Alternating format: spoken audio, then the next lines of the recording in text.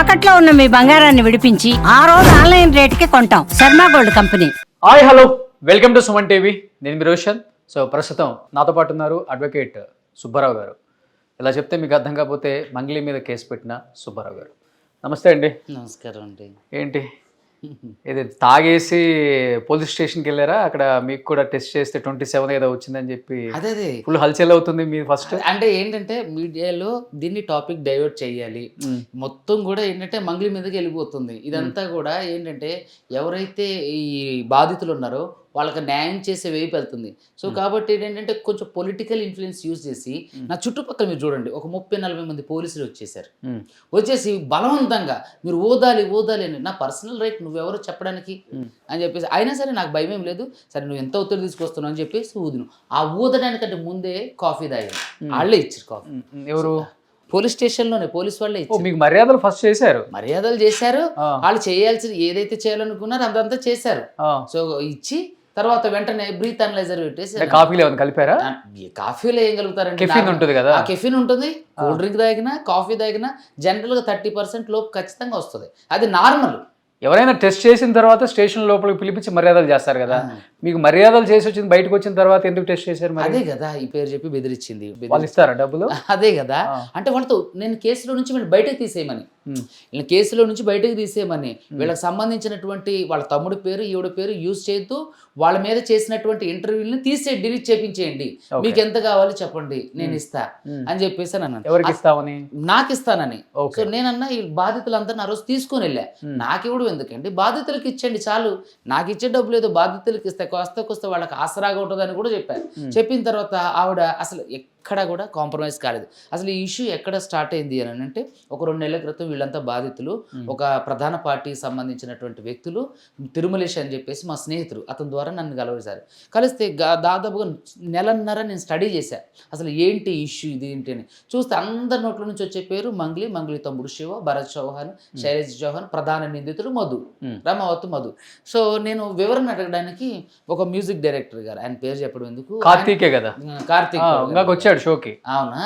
కార్తీక్ మీరు అడగండి కార్తీక్ గారిని. ఎక్కడైనా సరే చిన్న వల్గర్ లాంగ్వేజ్, ఆ అమ్మాయి అగ్రెసివ్గా మాట్లాడింది, దారుణంగా మాట్లాడింది, సెంట్రల్ ఏమని మాట్లాడింది, నువ్వెవరో నాకు తెలియదే, నేను అదే నువ్వెవరో నాకు తెలియదే, నువ్వు చిన్న ఇంటర్వ్యూలు చేస్తా, నువ్వు ఆఫ్టర్ ఆల్ శేఖర్ భాషతో ఇంటర్వ్యూ చేసేదా, నువ్వు జూనియర్ లాయర్వా, నేను చూడలేదే, నేను పలానా మినిస్టర్ గారితో చెప్తే నువ్వెవరో తెలియదండి అన్నాను. ఆయన పేరు వద్దు, నాకు తెలియదు అన్నాను. అమ్మా సరే నువ్వంటే ఇప్పుడు ఒకేసారి ఆకాశానికి వెళ్ళి నువ్వు కూడా యూట్యూబ్ నుంచే వచ్చును, సరే నేను ఎవరో తెలియపోతే ఇక్కడ సమస్య కాదు, ఇక్కడ ఎవరైతే బాధితులు ఉన్నారో వాళ్ళు మీ పేరు చెప్తున్నారు, మీరున్నారా అంటే అంతేనా? వల్గర్ గా మాట్లాడారు? ఇంకా వల్గర్ గానే అంటే ఇక నువ్వు అని ఏకవచనంతో మాట్లాడి కొంచెం వల్గర్ లాంగ్వేజ్ యూజ్ చేశారు. వాళ్ళ తమ్ముడు ఎక్కువ ఈ వల్గర్ లాంగ్వేజ్ ఏమని మాట్లాడాడు, ఎవడు అడు సుబ్బు అంటే నాకు తెలియదే అన్నాను. తర్వాత మంగ్లీ కవర్ చేసింది, ఆహా లేదండి ఈయన సుబ్బు గారు అని ఆయనకు తెలియదు, వచ్చింది లాయర్ గారు అని ఆయనకు తెలియదు, ఎవరో అనుకొని మాట్లాడినాను. ఎవరు అనుకుని మాట్లాడేంటి, కార్తీక్ గారు మీతో హైకోర్టు లాయర్ గారు సుబ్బు గారు మాట్లాడతారని చెప్పే కదా కలిపింది. ఏంటంటే వీళ్ళకి అహంకారం వచ్చేసింది, అహంభావం వచ్చేసింది. ఆవిడ ఏదైతే మూలాలు ఉన్నాయో ఆ మూలాన్ని మర్చిపోయింది. సరే ఓకే ఇది పక్కకు పెట్టేద్దాం. అయితే చేసినప్పుడు ఇట్లా ఒక కేసు వల్లే మీరు మొత్తం ఆ క్యారెక్టర్ని మీరు జడ్జ్ చేస్తున్నారు. ఎందుకంటే ఆవిడతో నేను మాట్లాడినప్పుడు కూడా ఆవిడ స్ప్లిట్ పర్సనాలిటీస్ లాగా వెంటనే మారిపోతుంది. ఫస్ట్ సార్ అంటది, తర్వాత సుబ్బు గారు అంటది, తర్వాత నువ్వు అంటది, ఏదన్నా అంటే నా మాట తీరే అట్లా అంటది. సో నాకు తెలిసినంత వరకు ఇందులో ఎవడో ఖచ్చితంగా 420నే, వాళ్ళ తమ్ముడు ప్రధానంగా ఇంక్లూడ్ అయ్యి ఉండు. ఎవరు పేరేంటి? శివ. నిన్న మీడియా ముందు డబ్బులు లెక్క పెట్టింది అతను, ఒకటే ప్రవేశపెట్టింది అతనేనా? లేదు, మీడియాలో వస్తున్నటువంటిది పేరు తప్పుబడింది, అది భరత్ చౌహాన్. నేను చెప్పేది ఆ పర్సన్ ఈ పర్సన్ ఒకటేనా? కాదు అని చెప్పి వాళ్ళ తమ్ముడిని చూపించింది కదా మీడియా ముందు, అతనే కదా శివ అంటే? అతనే. అది వినయంగానే ఉన్నాడే అక్కడ ప్రెస్ మీట్ లో. అదే కదా, సాంప్రదాయాన్ని శుద్ధపోస్తేనే అన్నట్టు వ్యక్తి చాలా హారబుల్, చాలా వల్గర్గా లాంగ్వేజ్గా మాట్లాడుతుంది. ఈ రోజు కూడా ఏదైతే బాధితులు ఉన్నారో బాధితులకు ఫోన్ చేసి అంటే మెసేజ్ చేసి మాట్లాడటం జరిగింది. ఇంకా కూడా అంటే జనరల్ టాపిక్స్ నేను ఇప్పిస్తాం, మేము మాట్లాడతాం, సిఐడి దాంట్లోకి పిలుస్తున్నారు, ఎంక్వైరీకి వెళ్తాం, వచ్చిన తర్వాత ఆడ సంగతి చూస్తాం, లా అనే లకారంతో మాట్లాడే బూతులు అవి కూడా ఆడిని రమావతి మధుని. అంటే వాళ్ళు ఏంటంటే తెర ముందు ఒకలా ఉంటారు, తెర వెనుక ఒకలా ఉంటారు. ఓకే. సో ఇదంతా సినారియో జరిగేటప్పుడు నేను ఫస్ట్ ఫోన్లో చేసినప్పుడు ఆవిడ అరగంటకి మాట్లాడేసరికి సరే కోర్టులోనే చూసుకుందాం అని చెప్పేసి నేను ఫోన్ పెట్టేసిన తర్వాత అంటే మీడియా వాళ్ళ మిత్రులందరినీ పిలిచి ఆధారాలను మీడియాకి ఇచ్చి మీడియాకి జరిగిన విషయం చెప్పాను. ఎప్పుడు కూడా నేను మంగ్లీని ప్రత్యక్షంగా కానీ పరోక్షంగా కానీ తిట్టలేదు. ఏదైతే బాధితులు నాకు చెప్పిన ఇన్ఫర్మేషనే ఇచ్చేవాడిని. ఓకే. అయితే ఇన్ఫర్మేషన్ ఇస్తే ఆవిడ ఎట్లా చేసింది. అయిన తర్వాత కార్తీక్ కొడగండ్ల గారితో అవ్వలేదు. కార్తీక్ కొడగండ్ల గారిని కూడా ఈ అరగంటగా మాట్లాడింది నాతో. తర్వాత కార్తీక్ కొడగండ్ల గారిని కూడా నువ్వని మాట్లాడితే పాపం ఆయన కూడా బాధపడ్డారు. అది అక్కడితో అయిపోయింది. ఎప్పుడైతే ప్రెస్ మీట్ పెట్టి ప్రెస్ మీట్లో ఇవన్నీ విషయాలన్నిటి గురించి చర్చించామో ఇక డైరెక్ట్ కంటిన్యూస్గా దాదాపుగా ఎన్ని కాల్స్ అంటే ఒక 10ల సంఖ్యలో ఇవన్నీ కూడా మంగ్లీ నాకు చేసినటువంటి కాల్స్. నువ్వు నాకు ఎందుకు కాల్ చేస్తాను, don't call me, why are you calling me again and again అని చెప్పేసి. ఇదొకటే కాదు, ఇదిగోండి ఇది కూడా, ఇది మంగ్లీ నెంబరు. దాదాపుగా 10ల సంఖ్యలో చేసింది. ఎత్తకపోయేసరికి వాళ్ళ చెల్లితో కూడా చేపించింది. సో ఆ కాల్ కూడా ఎత్తకపోయేసరికి ఒక ఇట్లా చేయలేదా వాళ్ళ తమ్ముడు? మరి అంటే వాళ్ళ తమ్ముడు కాన్ఫరెన్స్ లో మాట్లాడించిండు. ఇక్కడ కార్తీక్ కొడగండ్ల గారితో కూడా మాట్లాడేటప్పుడు ఎవడైతే ప్రధాన నిందితుడు రమావతి మధు ఉందో, ఇప్పుడు మంగ్లీ నాకు ఆడెవడో తెలియదని చెప్తుందో వాడినే కాన్ఫరెన్స్ లోకి తీసుకుని నాతో మాట్లాడించింది. మంగ్లీ ఆవిడే మన అతని మీద కేసు ఎందుకు పెట్టలేదు మరి? నా క్వశ్చన్ ఏంటంటే అడ్వకేట్ సుబ్బు గారు ఫేక్ ఎలిగేషన్స్ 10 లక్షలు వస్తుంది ఆవిడతో మాట్లాడింది డైరెక్టర్ పూజారి నాగేశ్వర గారి మధ్య, వేణు ఉడుగుల గారి మధ్య, సురేష్ బొబ్బిలి గారి మధ్య, నేను, మంగ్లీ గారు, ఇంకొక అతను ఉన్నప్పుడే మాట్లాడిన తర్వాత ఎప్పుడు మాట్లాడాల. అలా ఎవరైనా నేను 10 లక్షలు డిమాండ్ చేశానని చెప్పారా? సో ఇప్పుడు ఈ డబ్బులన్నీ బాధితులు ఎవరైతే ఎవరికి ఇచ్చారో అతని కాన్ఫరెన్స్ మంగ్లీ పెట్టింది. మంగ్లీ తన పర్సనల్ నెంబర్ కి ఎవరికి అది మీ దగ్గర ఉంది, మీరు ఇచ్చారు కూడా? ఉంది, ఇచ్చా. కార్తిక్ గారు డైరెక్ట్ గా మేము 4 కాన్ఫరెన్స్ లో మాట్లాడినాం. అరే నువ్వు వెళ్ళి సార్ను కలు 6 o'clock దీన్ని షార్ట్ అవుట్ చేయను అన్నారు. మన కార్తిక్ గారు వాట్సాప్ కాల్లో ఎంతమంది మాట్లాడుకున్నది కూడా ఉంటుంది కదా. మాట్లాడితే వాడు నన్ను వచ్చి కలవలేదు, నేను ఆయన కలవాలని కూడా ఇష్టపడలేదు. సో ఈవిడ అరగంటగా మాట్లాడేసరికి నేను ప్రెస్ మీట్ పెట్టే అక్కడ బ్లాస్ట్ అయింది. తను చాలా మందితో ఫోన్లు చేయించింది, తను కూడా చేసింది. ఎత్తపోయేసరికి పూజారి నాగేశ్వర గారితో ఫోన్ చేయించింది, మా సీనియర్ అడ్వకేట్. సార్ చాలా మంచిగా అంటే ఆర్బిట్రేషన్ చేయడానికి ప్రతి అడ్వకేట్కి అధికారం ఉంటుంది అన్నాడు. సమస్యను పెద్ద చేసుకోవడం ఎందుకు, సావధానంగా పరిష్కరించుకోవచ్చు అని చెప్పి ఫోన్ చేస్తే సరే సార్ ఎవరికి అంటే ఎవరు ఫోన్ లిఫ్ట్ చేయకోకుండా ఉన్నా నేను. పూజారి నాగేశ్వర గారు ఫోన్ చేస్తే మరి ఆయన సీనియర్ అడ్వకేట్ కదా, సరే సార్ వస్తాను. తర్వాత వేణు ఉడుగుల గారు కూడా ఫోన్ చేసి, వేణు ఉడుగుల గారు కూడా నాకు మంచి మిత్రుడు. మేమిద్దరం దాదాపుగా ఒక 2 సంవత్సరాల నుంచి ట్రావెల్ అవుతున్నాం అన్నట్టు. సో మిత్రుడు సుబ్బు గారు రండి మనం మాట్లాడదాం అంటే నేను అన్నా అంట, ఆయన సుబ్బు అంటాడు. చెప్పన్నానంట, దా సుబ్బు ఒకసారి మాట్లాడదాం, ఆడపిల్ల ఏదో మాట్లాడుతుందట అంటే సరే అని వెళ్తే, సుబ్బు గారు నేను మిమ్మల్ని అరగంటకి మాట్లాడడం తప్పేనండి, సారీ. ఆమె సారీ అని పెట్టిన మెసేజ్లు కూడా ఉన్నాయి. సారీ అండి, క్షమించండి అంటే నేను నిన్ను క్షమించేది ఏం లేదమ్మా, అయిపోయింది ఆల్రెడీ. అప్పటికే మేము ఆల్రెడీ కోర్టుకు వెళ్తున్నాం. వాళ్ళందరూ కూడా వాళ్ళ పోలీస్ స్టేషన్లలో మీ మీద కేసులు అన్ని తెలంగాణ, ఆంధ్ర, కర్ణాటక అన్ని పోలీస్ స్టేషన్లలో కేసులు కూడా పెట్టించావు. అంటే సివిల్ సూట్ కదా, పోలీసులు తీసుకురా, అతను ఆర్పిఐడి పంపించి దాన్ని హైకోర్టులో కేసు వేయాలి. ఓకే. సో అయితే అయిపోయిందని అంటే ఈ కేసులు మా వీడియోలు తీపించేసేయండి, మా తమ్ముడు పేరు నా పేరు తీపిచ్చేసేయండి, వాడకండి, కేసుల నుంచి తీపిచ్చేసాను మాట్లాడితే ఇక నేను ఆఫర్ చేసింది వాళ్ళ అడ్వకేట్ సార్ ద్వారా నాకు ఆఫర్ చేస్తే నాకెందుకు, బాధితులకి ఇవ్వండి అని చెప్పేసి అని అన్న. అక్కడికి అది అవ్వపోయేసరికి వేణు ఉడుగుల గారు నేను మీకేం కావాలన్నారు సార్, నాకు ఒకటి ఆ అమ్మాయి ప్రమేయం లేదంటుంది కదా. ఎవడైతే ప్రధాన నిందితుడు రమావతి మధు ఉండు, ఈ పిల్ల పేరు చెప్పి ఈ మంగ్లీ పేరు చెప్పి ఏదైతే డబ్బులు వసూలు చేసిండు వాడెవరో తెలియదు అంటుంది కదా. ఆ రోజు కూడా పూజారి నాగేశ్వర గారి ఆఫీస్లో కూడా వేణు ఉడుగుల గారు అందరూ ఉన్నాకే ఆ ప్రధాన నిందితుడికి ఫోన్ చేసి నాతో మాట్లాడించింది. సో సంబంధం లేదని అంటుంది. ఆ అమ్మాయి దగ్గర పర్సనల్ నెంబర్ ఎలా ఉంది, సరే ఓకే వదిలేండి, ఆ అబ్బాయి మీద కేసు పెట్టమనండి. ఇప్పుడు నీ పేరు చెప్పే కదా పెట్టాలి కదా, నీ పేరు నా పేరు చెప్పి ఎంతమంది డబ్బులు వసూలు చేస్తారో నేను ఎలా కనుక్కోవచ్చు, నాకు తెలియదు కదా అన్నారు. ఓకే అమ్మ, నేను విన్నాను ప్రెస్ మీట్ అంతా. మరి ఇప్పుడు ఇతను చేశాడని తెలిసినప్పుడు అతని మీద కేసు పెట్టాలి కదా, ఎందుకంటే తిన పేరే యూజ్ చేసుకుంటా కదా. ఎందుకంటే అలా కేసు పెడితే ఈ భాగవతం కూడా బయటకు వచ్చేస్తుంది, ఈ విషయాలన్నీ బయటకు వస్తాయి. రేపొద్దున ఆడబోయి ఊరుకోడు కదా, నా మీద నువ్వు తప్పించుకోవడానికి నా మీద కేసు పెడితే ఉన్నవన్నీ చెప్పేస్తారు రికార్డు. సో అందుకనే ఆ అమ్మాయి ఆడి మీద కేసు పెడతలేదు. ఇక్కడ అడ్వకేట్ సుబ్బు నన్ను తిట్టిండి, ఎక్కడ తిట్టా ఆన్ రికార్డులో ఒక్కడు. కానీ తను డిఫేమ్ చేయడానికి తన పేరు వాడుకుంటున్నావు, తనతో పాటు ఏదో గొడవ పడ్డట్టు మీడియాలో ఒక వీడియో కూడా తను చూపించింది. ఆ వీడియోలో కూడా వేరే ఇంకొక యాంకర్ అంటే క్రష్ అంట నీకు బిగ్ బాస్ వెళ్ళటానికి తనని డిఫేమ్ చేసి తన పేరు వాడుకొని, సో ఆమె ఓపెన్గా అన్ని చూపిస్తుంది కూడా ఇది ఇది ఇది అని. కానీ ఏంటి నువ్వు ఒక యాంకర్ అంటే క్రష్ అని తను మాట్లాడింది కదా, దానికి మీరు సమాధానం చెప్పలేదు. సినిమాలంటే పిచ్చి ఆయనకి, నన్ను వాడుకొని డిఫేమ్ చేస్తున్నాడు అన్నారు. సో ఓవరాల్గా చూస్తే బిగ్ బాస్ వెళ్ళడానికి ఇదంతా స్టోరీ అల్లినట్టే తను చూపించారు కదా మిమ్మల్ని. అవును. మరి దానికి ఏం చెప్తారు? చూడండి, ఇప్పుడు ఆ అమ్మాయి మీద డీఫ్రేమ్ చేస్తే నాకు ఎట్లా ఫేమ్ వస్తుంది? ఇది చాలా తప్పు. అంతే కదా, తను సెలబ్రిటీ కదా. సెలబ్రిటీ మీద అంటే కేసులు ఇప్పుడు చాలా మంది సెలబ్రిటీల మీద మనం చూస్తే బెట్టింగ్ యాప్ల మీద కేసులేని ఆ కేసులు వేసిన అడ్వకేట్లు అందరూ కూడా హీరోలు అయిపోయారా, ఫేమ్ అయిపోయారా? ఇదంతా బుల్షిట్ థింగ్. నేను 10 లక్షలు డిమాండ్ మీరు అప్పుడు కేసులు వాదించలేదు కదా? ఏమంటే అప్పటికి కేసు ఆల్రెడీ కేసు ఫైల్ అయింది. నేను ఏమంటానంటే ఆ అమ్మాయిని 10 లక్షలు అడిగానని, ఎవరో ఒక అమ్మాయి ప్రముఖ సింగర్ పాప యాంకర్, ఆ అమ్మాయి పేరు నేను ఎందుకు చెప్పాలి, ఈవిడ కావాలని ఈ టాపిక్ ని డైవర్ట్ చేయాలి. ఇప్పుడు ఏం బంజారా పిల్లనప్పుడు ఆమె కూడా బంజారా అమ్మాయి కదా, అంటే ఆమెకి భవిష్యత్తు లేదా? అంటే నువ్వు తప్పించుకోవడానికి ఎవరన్నా లాక్కొస్తావా? కనీసం నేను ఆవిడతో అన్నట్టు కానీ చెప్పినట్టు కానీ ఎవరన్నా ఆధారం ఉందా? ఆవిడ 10 లక్షలు డిమాండ్ చేసి నన్ను సుబ్బు అనే అడ్వకేట్ గారు అని అందే. ఎక్కడ నేను 10 లక్షలు డిమాండ్ చేసి అసలు నీకు నా దగ్గర నుంచి ఆమెకి ఒక్కసారి కూడా ఒక ఫోన్ కాల్ కూడా వెళ్ళాల. ఆ అమ్మాయి 10 సంఖ్యలో ఫోన్లు చేసింది. మేము కూర్చుంది ఒకే ఒకసారి పూజారి నాగేశ్వర గారు ఆఫీసులో 10 లక్షల రూపాయలు నేను డిమాండ్ చేసినప్పుడు పూజారి నాగేశ్వర గారు, వేణుగుడుగుల గారు, సురేష్ బొబ్బిలి గారు ఎవరో ఒకరు చెప్పాలి కదా, దీన్ని నిర్ధారించాలిగా. ఇది అబద్ధం.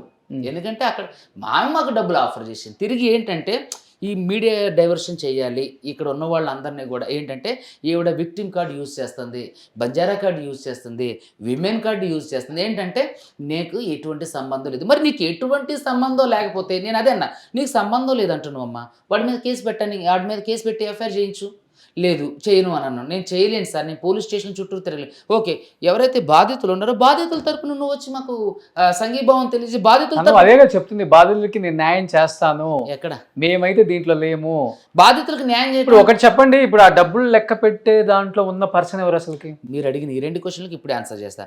బాధితులకు నేను న్యాయం చేస్తానన్నది ఎలా చేస్తుంది న్యాయం అంటే ఒక ప్రెస్ నోట్లో ఏదో ఓవరాల్గా చెప్పేస్తే సరిపోయిందా?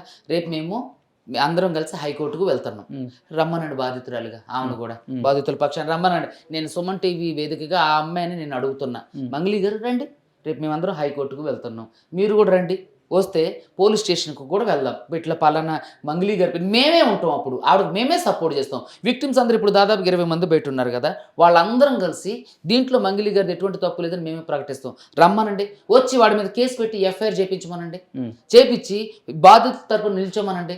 నేను ఎన్నోసార్లు అభ్యర్థించాను, ఇలా చేయండి అంటే నేను చేయను అంటుంది.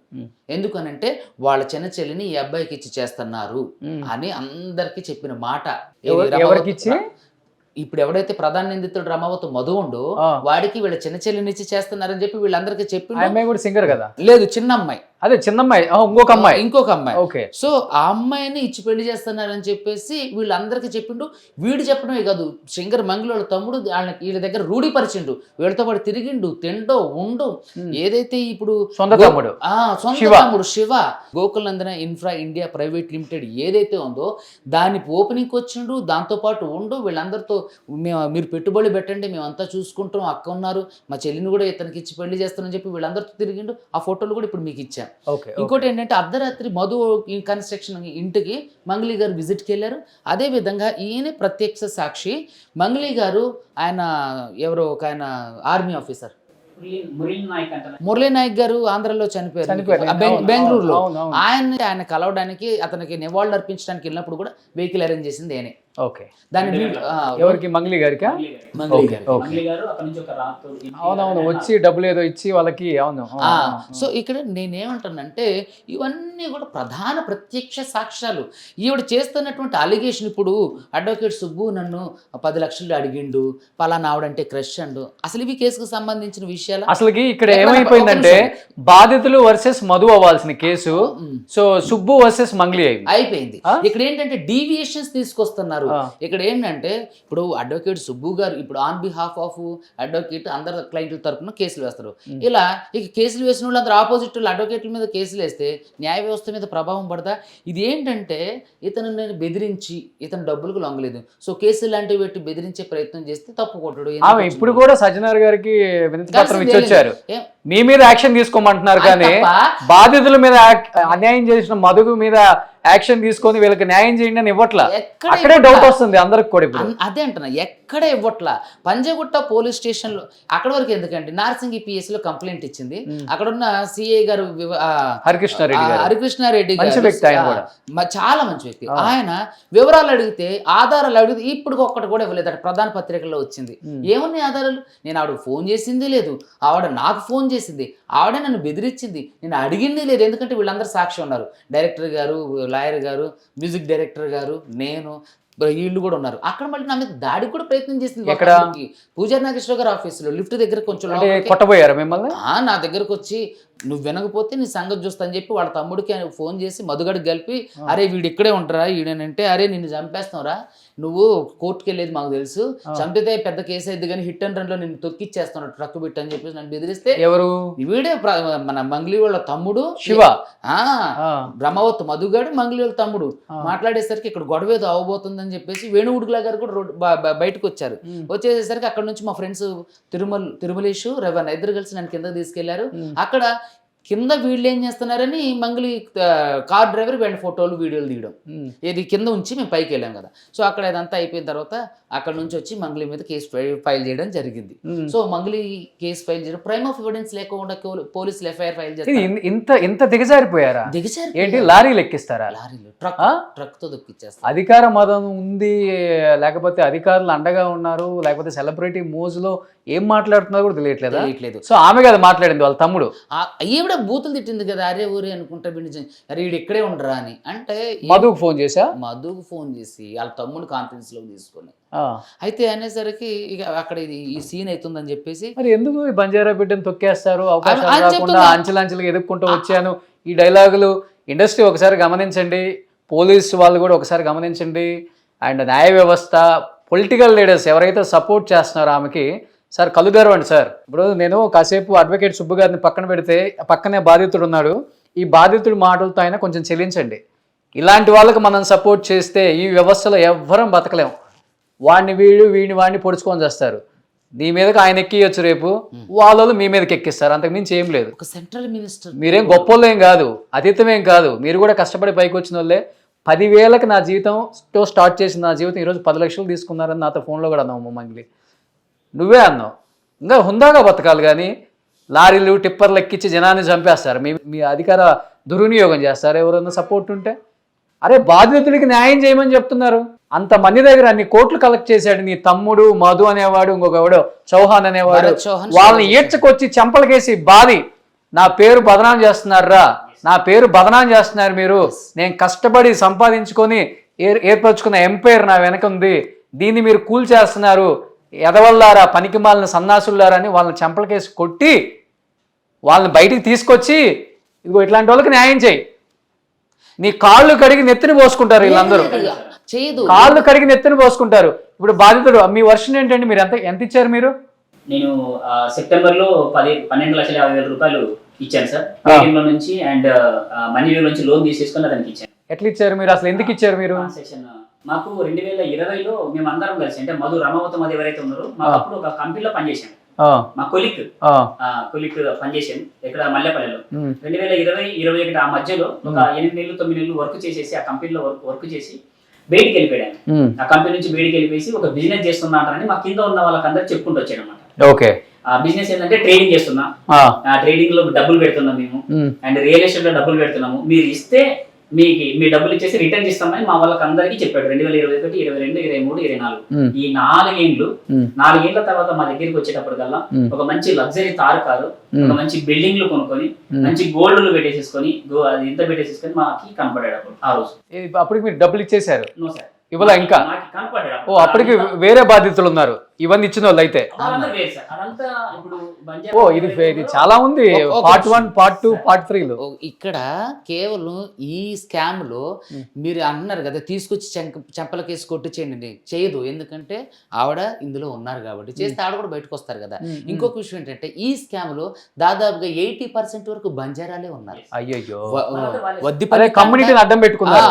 వద్దిపల్లి తాండా, పలుగు తాండా, తర్వాత దేవరకొండ, ఈ ఏరియాలు మొత్తంలో కూడా దాదాపు వాళ్ళు చాలా మంది బాధితులు బయట కూడా ఉన్నారు. ఒకసారి లోపల పిలవచ్చు పాపం వాళ్ళని, పిలవండి. సో వీళ్ళు ఎంతో మంది బాధితులు ఇక్కడ సుమన్ టీవీకి వచ్చారనమాట. ప్రతి ఒక్కరు కూడా మాట్లాడటానికి ఎమోషన్ అవుతున్నారు, కొంతమంది కిందే ఉండి రాలేకపోతున్నారు. జరిగిందే అన్యాయం, దీనికి న్యాయం చేసేవాళ్ళు ఎవరా అని పాపం పంజాగుట్ట పిఎస్ చుట్టూ అందరూ అక్కడే టిఫిన్లు చేసుకుంటూ సాయంత్రం వరకు అక్కడే ఉంటూ ఎంతోమంది ఉన్నారు. 10 లక్షలు 5 లక్షలు వడ్డీలకు తెచ్చిచ్చారు. కొంతమంది ఏమో ఈ ఫోన్ యాప్ లోన్స్ ఉంటాయి కదా, ఆ లోన్ తీసుకొని పెట్టారు. కొంతమంది ఏమో బంగారం తాకట్లు పెట్టి బంగారం అమ్మేసి కూడా తెచ్చారంట. అందరూ బంజారా కమ్యూనిటీకి చెందిన వాళ్ళే.